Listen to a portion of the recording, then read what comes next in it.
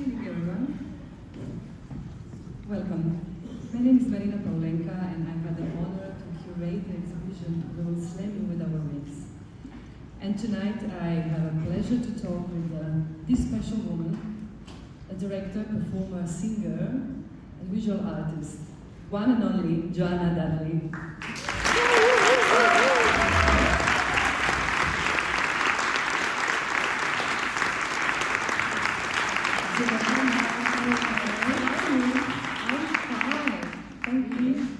Shall we do a short breath work? We need some, yeah, I think so. Can we?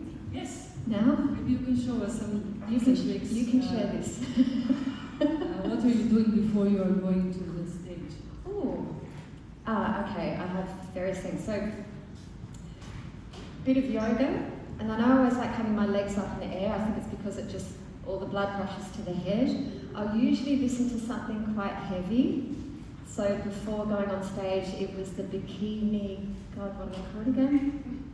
The Bikini Kills. It's a girls' band, women's band, and it's quite heavy, and I like to listen to that, just to get out of my body. Yeah. Great, this was really impressive, heavy. Your voice is so strong. I don't think I can hear anymore. Oh. I'm sorry. So usually after our openings of the new exhibitions, we have a regular artist talks, conversations. But you, Joanna, decided to do something special for us. Yeah. You decided to get the help from this amazing choir and drummers and violin. Can you tell us why? I'm a performer first and foremost, and I think it made sense to introduce myself in that way rather than talking about my work, which I don't do that. I mean, I do it, but it's not my strong point. And then I thought it made a lot of sense to connect with girls groups in Berlin. And so you found the Bulgarian choir. I was after a choir. I thought it would be beautiful to have a classical girls choir singing Bruckner or something like that. And they just didn't reply to any of my emails. And then through your connections, you knew the director of the Bulgarian choir, and I thought, well, that's an interest. I never thought of a Bulgarian choir. Okay, we'll give it a go. And so I went, this all happened in the last couple of days. We went to a rehearsal on Sunday morning, heard what they could do. It was like, okay, let's do it. And then Friday night, we went to hear the drumming, and that was just one day I went home, and I thought there must be some cool girls drumming group in Berlin, there has to be. And that day I just suddenly found them and contacted them, bam, and they got back to me that day. And I think 2 days later we were at the rehearsal, so that was Friday, so this has all happened rather fast. So thanks.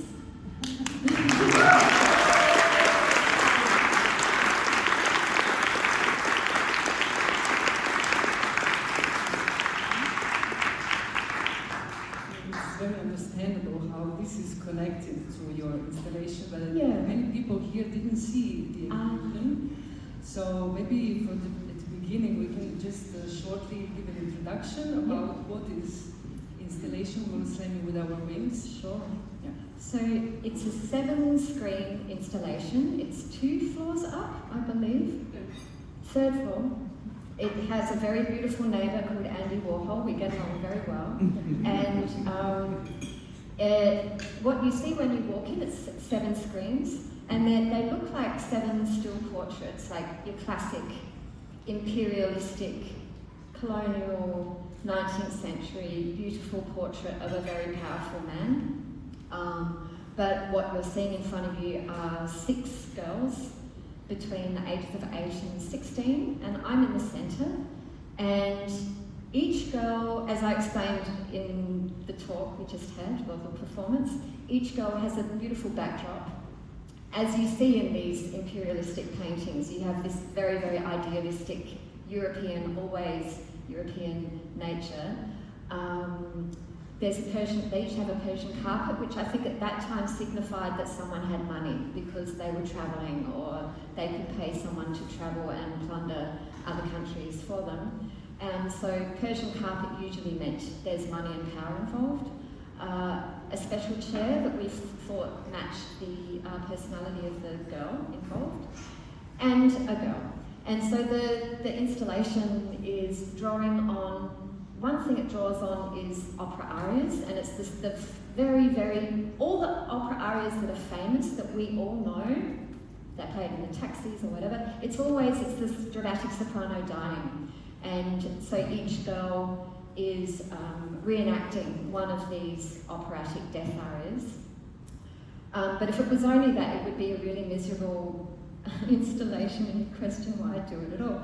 And so they take this material and, in a sense, sort of own it again and give it a new story. And so the whole piece is really about empowerment of young girls and retelling narratives that we've become really used to being told for a very, very long time, and showing that the power actually now is in the hands of young girls and people like this, and then we should be having a better future, we hope.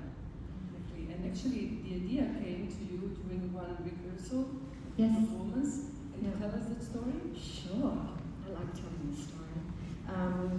I was working with William Kentridge, who I worked with I still work with him for like a decade, and we were doing a piece about World War I, and it was specifically about the hugely horrible treatment of black African soldiers in World War I. And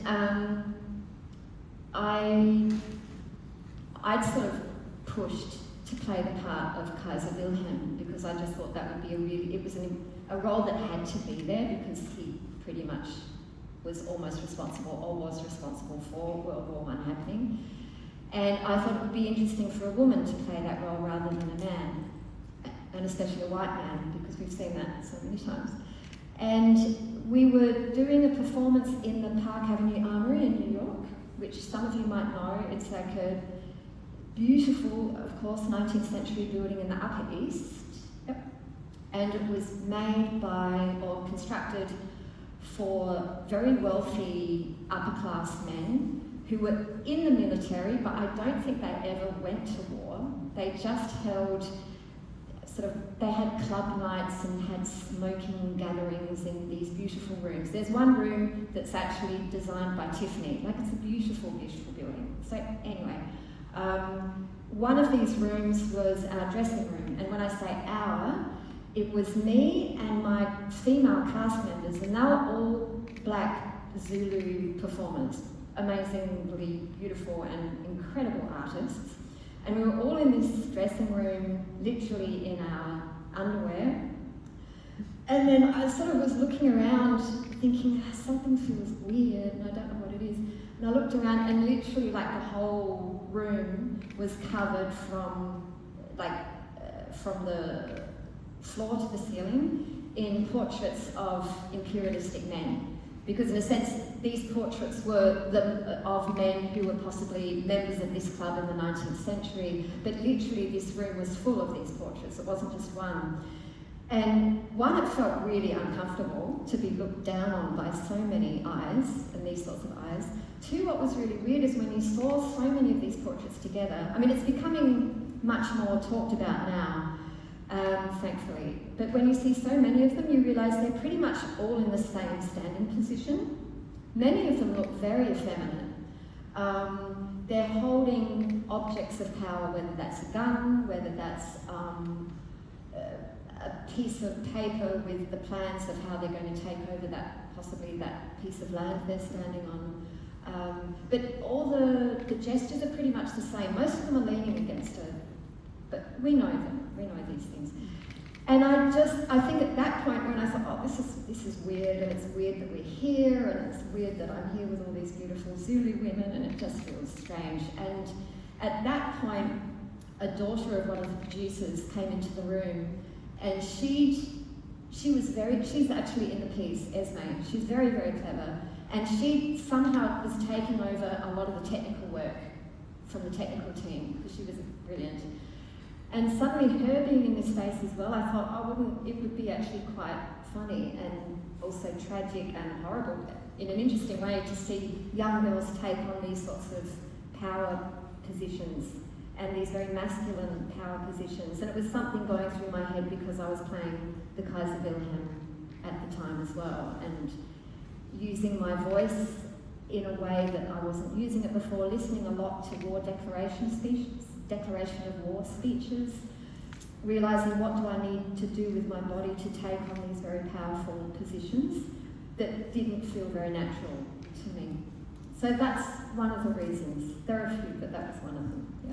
So you were inspired, you got the idea, and then you decided to actually transform it in one art piece? Yes. And I'm curious, you're performing and dancing and singing. Why did you decide not to create this body of work as a stage piece, but translate it in a still and moving image in a video?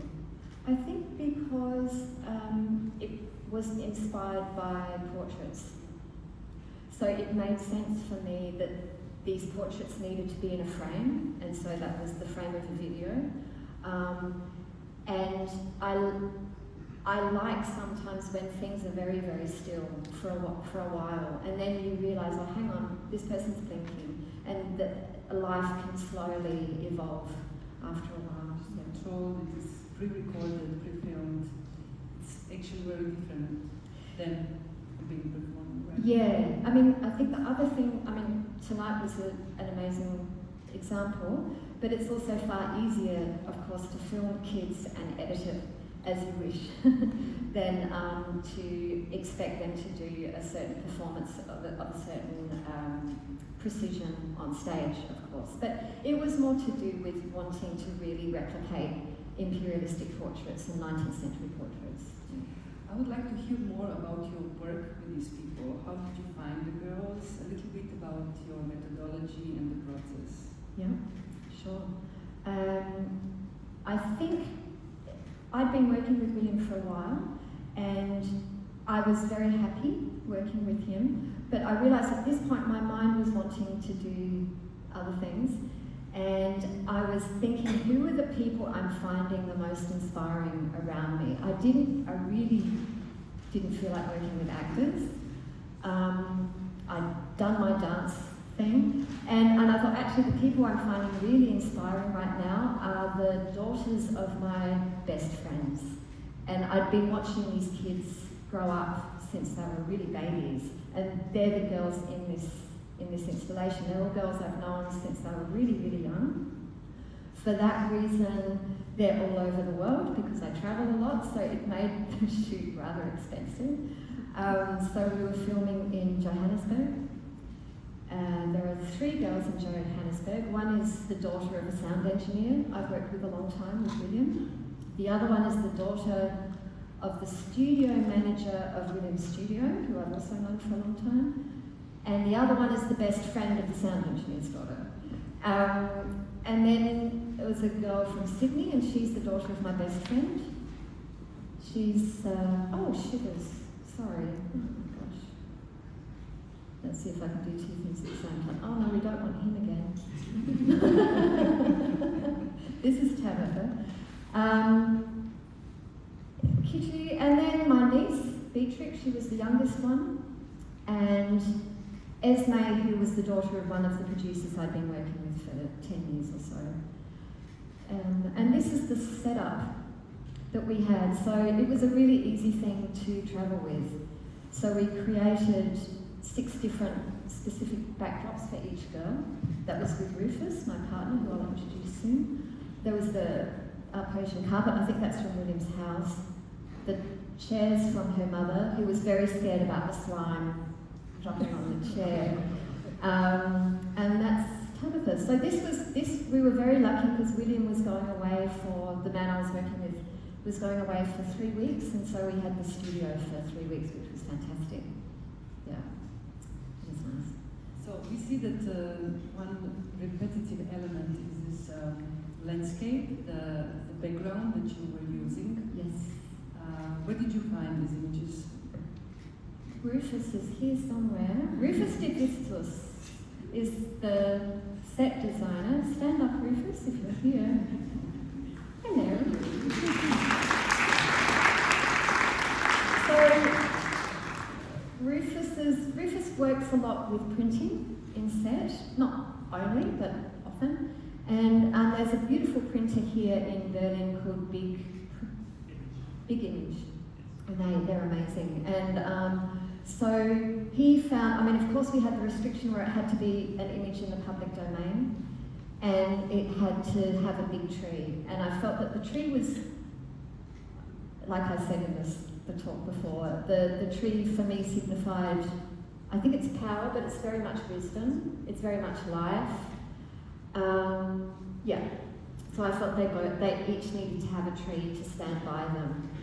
So these were the different backdrops. Mine was more monotonal, or is more monotonal, because I felt that, well, I'm older, so I would play a less important role, so I'm fading.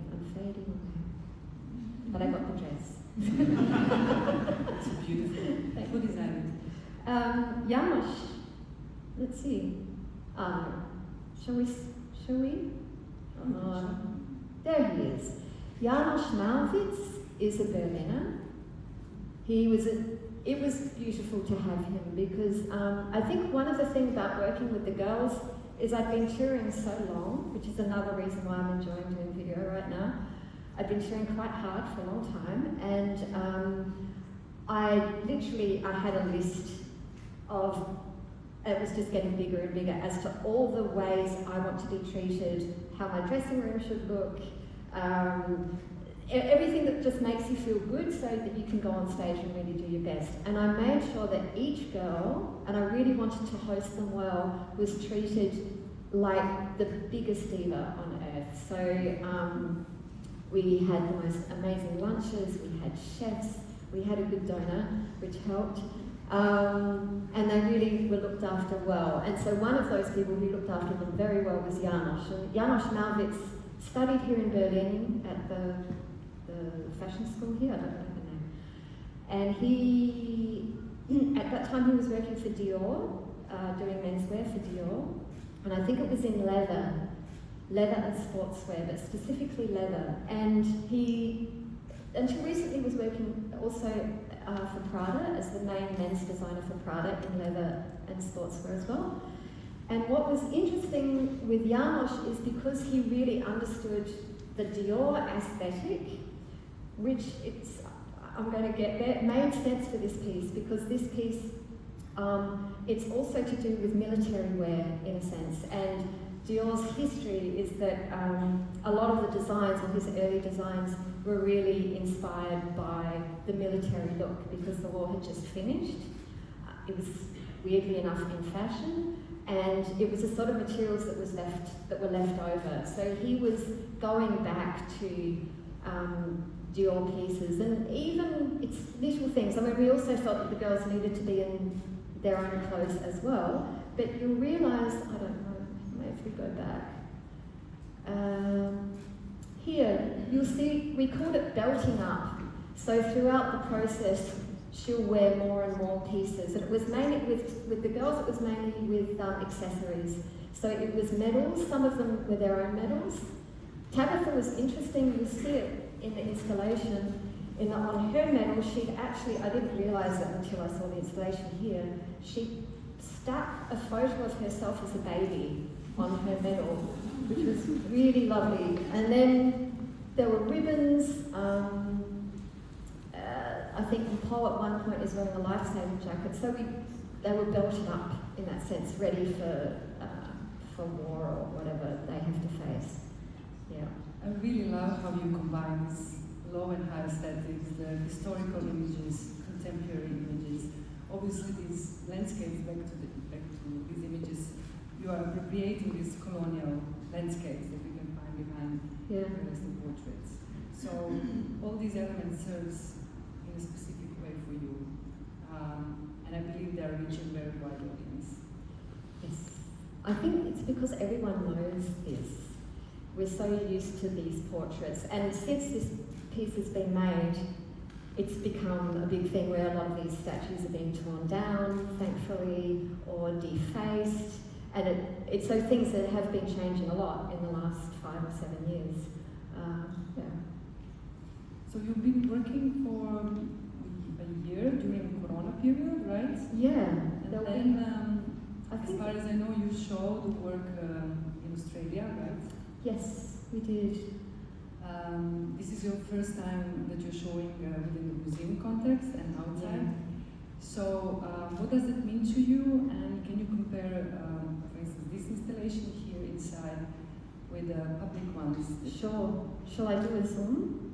I don't know. Yeah, getting there. There aren't so many.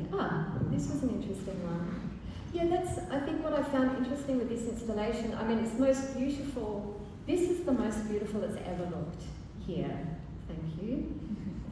It's really stunning. But I have found it really interesting because there's video, and maybe because I'm a performer, and as a performer, you're never finished with something. And so I really enjoy with this piece that it can be shown in many, many different ways. So we had the 7-screen installation in the museum next door to this. It was a contemporary art museum, but it was in the foyer. And then we took over a building in the centre square of Melbourne, and it's called Federation Square. It's actually a horrendous building, but it has big screens. And what's beautiful about this place, it's a place where, it's like Brandenburger Tor, it's a place where everyone will go to demonstrate or to meet up and have fun. And at that time, obviously, well, still is, the war in Ukraine had started and everyone was coming together. So they were watching this and singing their songs, so it was quite a special moment. Very different to this scenario, but... What was the feedback from the audience, especially from these young girls? The girls that I worked with, or girls... I mean, it's funny. I think the girls are very proud. They loved this. They loved to be as big as this. But, you know, this is 4 or 5 years ago, so they're all much older. And I think they're a bit like, oh, God. But I think they are proud of it. And yeah. And the nice thing is it is a group, and even though we were filming each girl very separately, we made a point of zooming the other girls so that there was a real community, but they were aware of the fact that they were part of a bigger group and that they were supported by the other girls, and so they talked to each other a lot. So yeah, I think they're very happy that they did this. One of them is actually going to become an actress now, which is fantastic, and then we'll see what happens. Yeah. In this piece, you are also acting as a mentor to these girls, and you're encouraging them to take autonomy over their own voices and destiny. Yeah. Why do you think this topic is unfortunately still important to deal with, to talk about? I think because it is unfortunately still a topic. I mean, my role, I see it in a few different ways. I'm a mentor in a sense, but I also see me as an adult that they need to overcome. And so the reason I gave, it's the Declaration of War. It's based on the Declaration of War that Kaiser Wilhelm gave. And I did that in the piece with William. But I do it in the installation as well, and it's a big part of I'm quite still most of the time. But then I have this, I think it's 1 minute long, and it's a mixture of 3 different declarations of war by Goebbels, by Mussolini and Churchill. Shall we? And the reason I did that is because I thought if there's the most extremely horrendous expression of masculinity, it is surely the Declaration of War. I suppose the next one would be war itself. But that Declaration of War and how it's told, the musicality, for want of a better word, of this, it's just absurd, but it's horrific. And so I felt that this had to be in there as the absolute extremely sort of horrendous form of masculine expression. And the reason I chose Goebbels, Churchill and Mussolini is that the operas we've used in this installation were from Germany, Italy and England. So that's why I chose these particular leaders or dictators. And then you can see here, this is how I pieced it together. It's like getting a speech of just cutting it all up and putting it all together. And the editing is done in a similar way. So I'm not only a good person in this installation, it's someone that I'm playing a character in a sense that guides them somewhere and takes them somewhere, but they in a sense have to destroy for them to then go on and take over in a very different way. So my way is not necessarily the right one. Yes, it's very bright. What would you like now? To see a little bit more behind the scenes. Sure. I think you so. Oh yes. Look at the people. Yeah, obviously your work definitely contributes to this contemporary discourses about human rights, position of the girls, especially today in the technology surrounded environment. What is your opinion? How does this reflect your work, but the general situation when it comes to different human practices? When we look at the music, film, this observation of the female body. Yeah, I mean, I'm going to say this. I think you probably all feel the same way because it's out there. It is a case that the majority of filmmaking, I feel, in the last many years, it's getting better now. And actresses and producers complain about it, that there aren't very good roles for women. And why are there not very good roles for women? Because it's usually told by a man, as operas have been. And so the narrative is not strong towards women generally. And it's changing. But I think we all know that because we've been brought up on it for many years. And then when you look back in history, it's like, well, it may have started before then, but I think it probably started with the Bible. That wasn't a good start. And it just hasn't improved. It's improving, but possibly in the last 10 years, which is quite astounding, actually. And I think I was a bit shocked because I was used to seeing opera, for example, which is just infamously bad in this way. And I'd seen so much opera because my dad's an opera buff. And I never questioned it. And it wasn't until I was working with William in New York at the Met Opera where I was having to wait for the soprano to rehearse her death scene and how long it took. And thinking, oh my gosh, she will have, in the next opera she plays, her psychology for her character will be going towards the same thing. She'll be dying again and again and again. So for her whole career, this is basically her story. And I wondered what that would do to the psyche of somebody, to a modern woman. So, yeah. As you mentioned, you are coming from opera performance, but you also studied traditional dance and music in the Netherlands, Japan, and Java. You've been working like all around the globe. I would like to hear how these different cultures and places impacted your artistic trajectory and path. Yeah, sure. I think after Europe, the first place I went to was Japan, and that made a lot of sense for me because at that point I was a flute player. I was just playing flute. I was playing flute. And I was very interested in the contemporary music written for the instrument. And a lot of the music that I found interesting was coming from Japan. And so I'd studied in Amsterdam, and I went to Japan to learn, but not flute, I learned traditional music there. So I learned the flute of the No Theatre and the flute of the Kabuki Theatre. And I think in a sense I didn't really want to play flute anymore. It was just an excuse to be there and see these incredible forms of traditional theatre there. And Kabuki really blew my mind. It's absolutely insanely great. And then, but at the same time, I was also spending time with and working with a group called Dumb Type, who are they're installation artists, they're musicians, they do dance performances, and like Yoji Ikeda, the installation sound artist, came from there.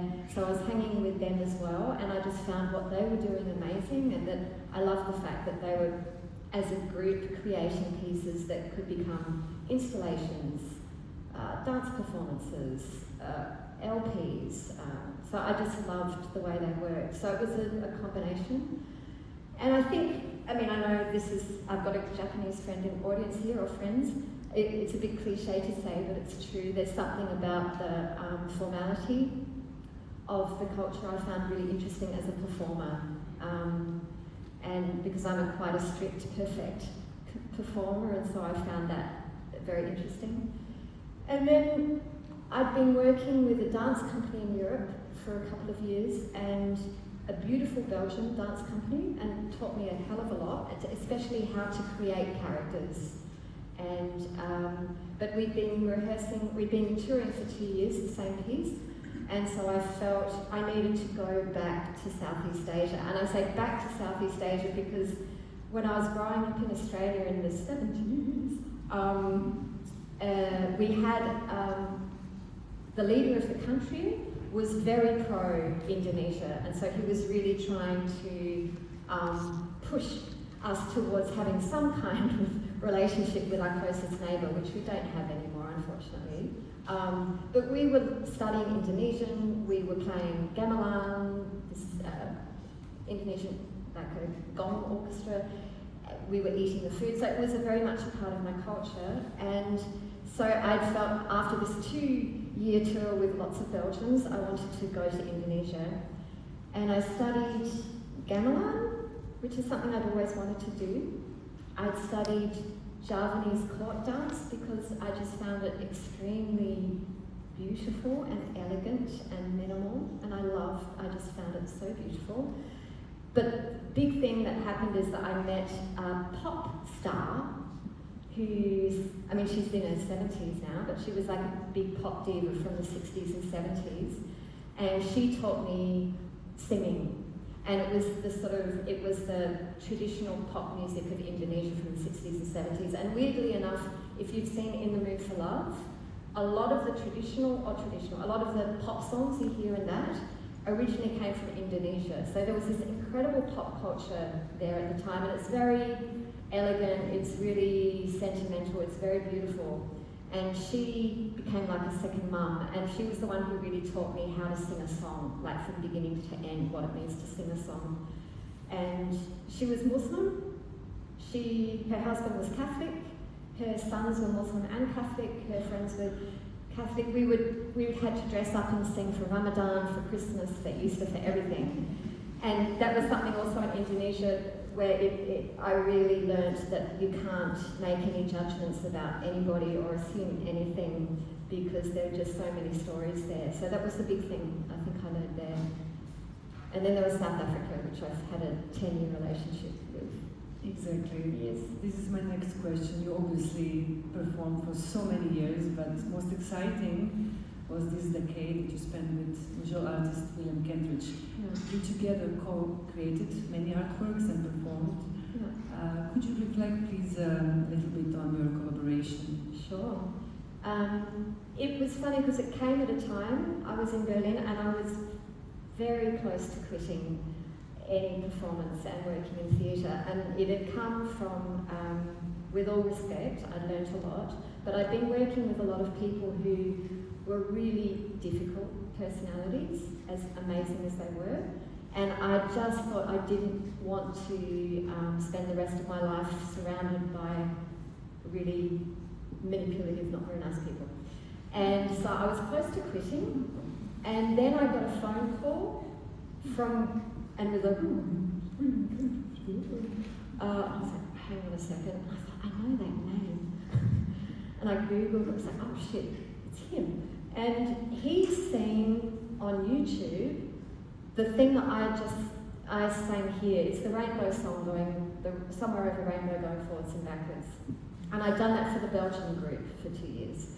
So I know that well. And he'd seen that somehow, and he was doing a piece about time.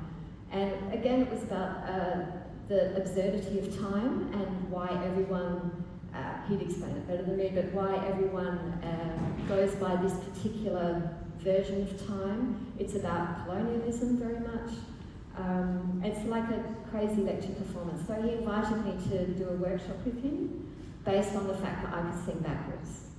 And that's how it started. And then I just stayed. And it's been an amazing time because he's the sort of artist who, it's very chaotic, but you get a sense of his vision, and then you're allowed to be in a corner somewhere and create a role or a situation for his vision. So you've given a lot of freedom. And I think that's why I've been working with him for so long. And it really was a case that every piece we did, I would reinvent myself again and again. Show us some Sure. visuals. So even I have to working talk with about Huffman and Rufus as well, but that's another. So as you said, even working within the group and the team, still you had the opportunity to be individual, right? Very much so. I think when I first joined his clan, and it is a bit what we see here. Oh, this is the piece about World War I that we premiered at the Turbine Hall in the Tate Modern, and then took it to the Park Avenue Armoury, the place that was like the private men's club for military men. And here I am, you can see from the claw hand, because he had a strange hand, I'm practicing the Kaiser Wilhelm role. And I think it was at the point where William decided, I think we're going to, the stage was, I think it's 70 metres long, it's a really long stage. And so I was pushed in this trolley up and down the stage, giving a speech. So that's where the Kaiser speech came from, actually. And that's the Kaiser.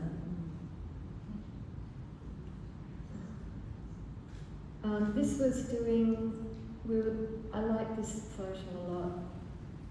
Yeah, it somehow shows the way we work together. This was doing Lulu, the opera Lulu in the Met Opera, I think. And Lulu was interesting in that the way William works is that he has a project and it's like, oh, come and join the project. It's like, come and join the circus. And you come, but you don't know what you're going to do. And then you're really left, it's actually also very stressful sometimes, because you just don't know where it's going to land. And you just sit there and you think, okay, what do I do here? What can I make? What can I... And with Lulu, we had actually talked about it a bit before. I knew that I'd be on stage with everybody else, but I'm a singer, but I'm not an opera singer, so I knew I couldn't sing. So I created a role that was like Lulu's alter ego, but we had decided that she wouldn't die. And that was very empowering. And I enjoyed with this character, you can see, we had a stage that was slanted and everything was at an angle, which I think very much represented, in a sense, sort of the expressionistic time in between wars as well. And so I created a character that was always at a weird angle with itself or with the set. And always in very, very difficult, weird, angular positions.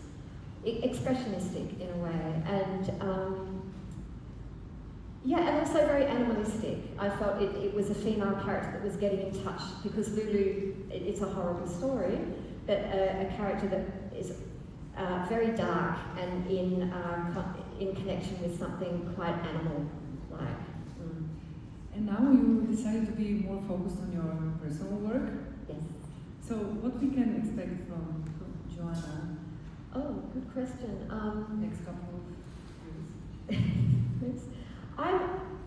I'll always perform because there is something very immediate about it. I'll be cramping my foot, these shoes are killing me. And I'll be working with William as well, but not as often. And then I really enjoy doing video, and I think it's because I'm a musician, so I love editing. I really love editing a lot. And so I'd like to continue doing video work. I think I've got it in me to do another one with girls, actually. And only last week, after I don't know how many months, I finally got the license to use Stravinsky's Rite of Spring. But I've kind of got to the point where I'm not sure if I want to use it anymore. So it might be something kind of based on the Rite of Spring but isn't Stravinsky's music. But it's like a very a psychedelic version of watching, like a nature documentary where you're seeing animals in herds migrating. I'm seeing that with girls migrating from their suburban landscape into something very different. And it was also inspired a bit by, after COVID, I was home in Adelaide, where I'm from a lot, which is a very suburban place. And I found the quietness of it very eerie, and I quite enjoyed that. So the things I'm playing with there. And then also I'd like to do a video installation where I'm featured as a soloist, because I think I have a few more years in me. And I was very still in the last installation. I let the girls go for it. So maybe we can expect more collaborations from people here in Berlin. I hope so, yeah. So tonight you are traveling a lot, but still you decide to live in Berlin. Why did you choose this city as your residence? I mean, I think it's the story of many foreigners. I fell in love with someone who was living here, and then I was like, oh, I'm not going to stay. And then I stayed because I was just meeting amazing people to work with.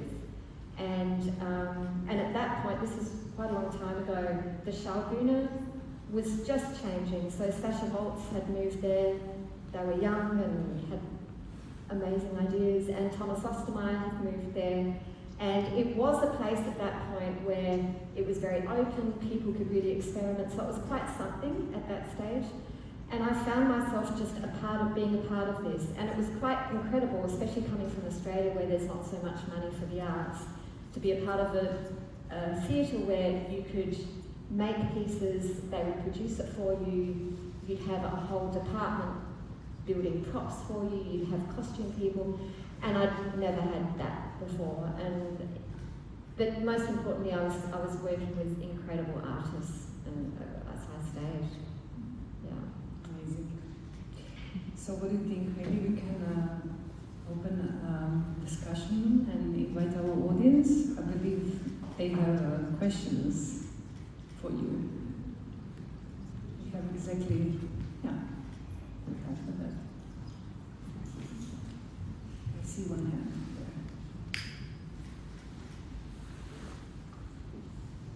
there. So you were speaking about your experience with the opera world.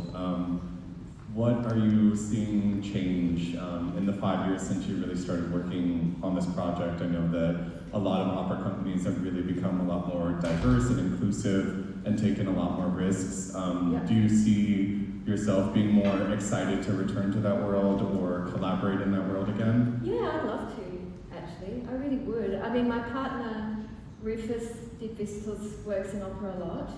And a good friend here, Victoria Baird, works in costume and opera, but other things as well, a lot. And I'm always inspired when they're doing stuff because they're great artists, and they're working with Barry Cosby, who does some brilliant stuff. So I think there are some fine directors out there doing some good things, and I would love to get involved. Because I was a performer in one, and I choreographed another one quite a long time ago. And it is such an excessively crazy art form. It is fun to be a part of, and I would like to do that again. Yeah. Thank you so much.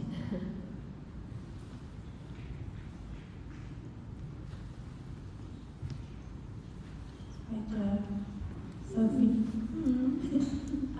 The title, "We Will Slam You Without Wings." Yes. Where does it come from?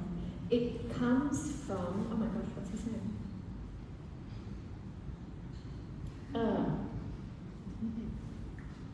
Rufus, you might need to help me. Rufus. Henry Darger. Ooh, so I was in Tasmania, and I don't know, there's a museum there called Mona, which is a remarkable museum, and there was a room full of collages, paintings by an outsider artist called Henry Darger, and they're very dark, they're very strange. If people who don't know his work, check it out. It's really something different and special. And he's often representing like armies of girls. But it's interesting because sometimes they have little penises, so they're a lovely combination. And they're taking over the world. And so anyway, hello. Henry Darger had a painting called "We Will Slam You With Our Wings." And I just love this title. And the work was inspiring me as well. And so it took a while, but I finally contacted his the wife of the man someone who has rights to it, and she gave me the okay. So I changed the title slightly, so instead of "We will slam you with our wings," it's "We will slam," no, we will slam them with our wings. Anyway, I'm confused, but it's Henry Darger's work. Take a look, it's really magnificent stuff.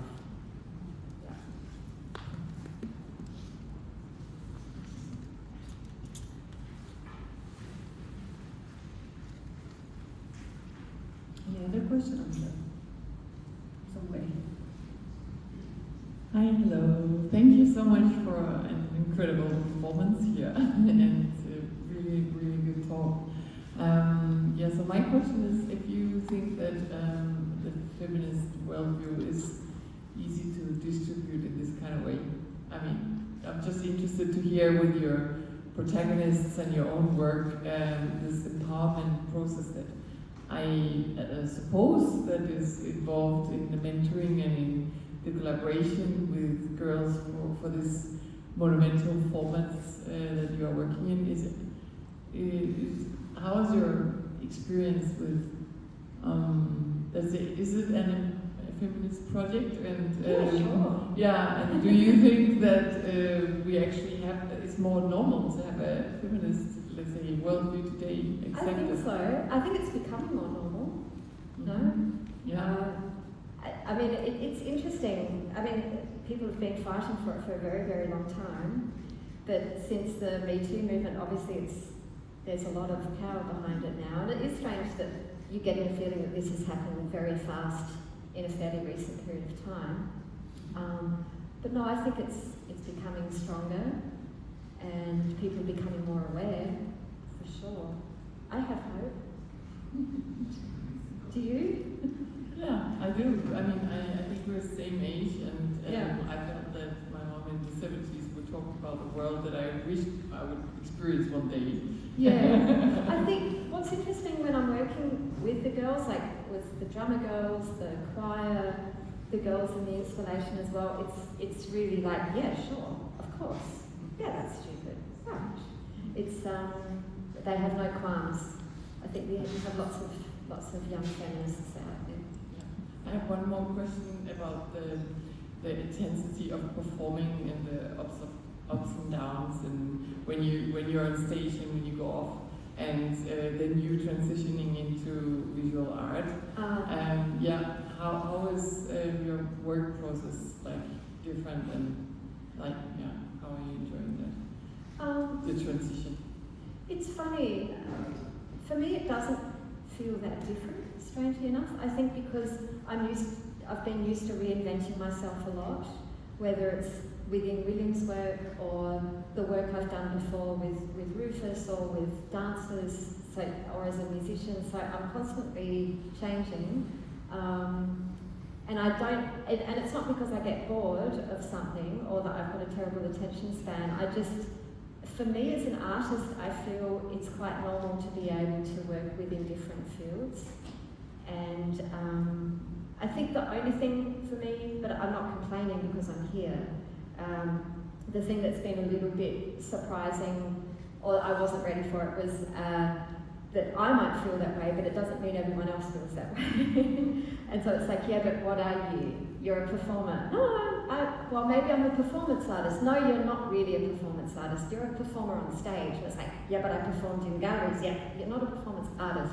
It's like, but you're not a video artist yet because you work with video in a different way. It's very theatrical. So it's funny with these sorts of conversations, and sometimes it does get me down, but it's the only way I can work. It's the way I've been doing it since I was quite young, so yeah. Thank you. Any other questions? One more. Hi, I'm Lara. Thank you so much for your performance. Adding to that, what she just asked and how you answered also, I wanted to ask, what advice would you give to your younger self? Because especially as like an artistic mind, reinventing yourself all over, like now you speak with such confidence about this, but I think it's such a hard path to really, constantly Oh my gosh. reinvent. I think it would really depend on the day. quite frankly. Oh my. Oh God. Sorry about that. No, it's fine. I just want to answer it honestly. And there would be days where I was like, I was about to study law, and there have been days where I'm just like, why the hell didn't you do that? But know yourself.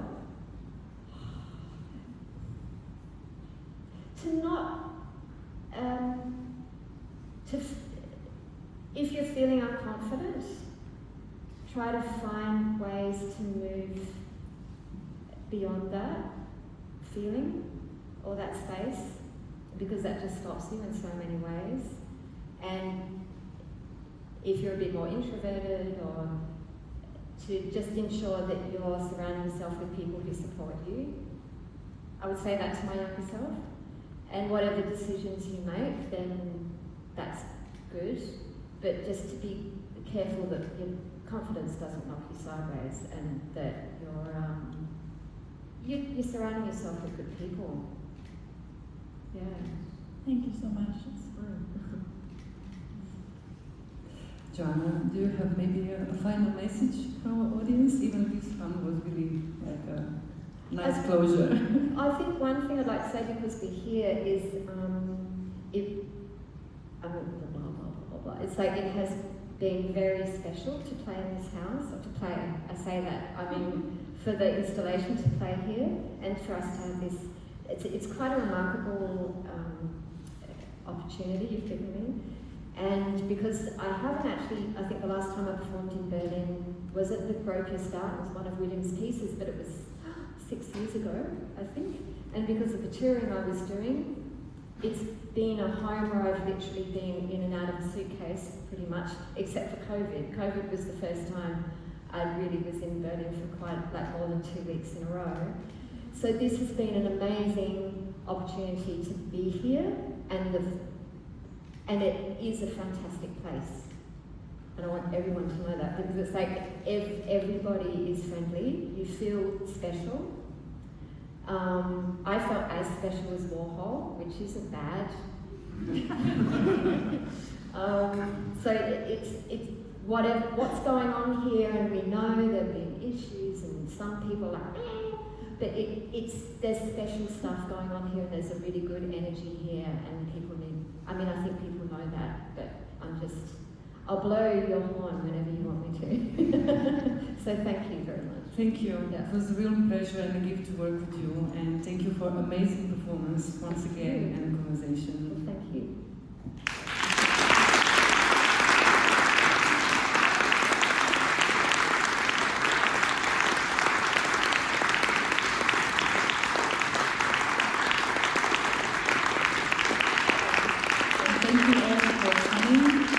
Join us in our cafe bar. We have aperitivo hour and amazing DJs. Thank you.